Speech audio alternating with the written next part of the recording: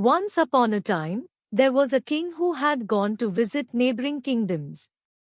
He was gifted a pair of baby macaw parrots by the king of the last kingdom where he was visiting. They were the most beautiful birds he had ever seen. So, upon returning to his kingdom, he called for a bird trainer and asked him to train macaw parrots. The king also arranged a place in the palace garden for the parrots. He often looked at them from his palace window. As time passed, one day the trainer came to the palace and informed the king that though one of the parrots was flying majestically high in the sky, the other one was not moving from its branch since the day it had arrived. Upon hearing this, the king summoned trainer and healers from the nearby kingdoms. They all tried their best, but couldn't make the parrot fly. He even asked his courtiers to try to find a way to make the parrot fly, but they all failed.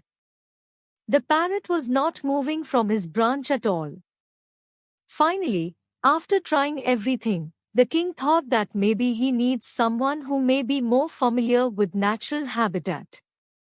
He asked his courtier to get a farmer from the countryside and take him to the parrot to see if he can understand the problem with the parrot. The next morning, the king was thrilled to see the parrot flying high above the palace gardens. He asked his servant to call that farmer to meet him. The servant quickly went and located the farmer, who came and stood before the king. The king asked him, "How did you make the parrot fly?" With his hands folded with respect, the farmer said to the king, "It was very easy, Your Majesty. I simply cut the branch where the bird was sitting."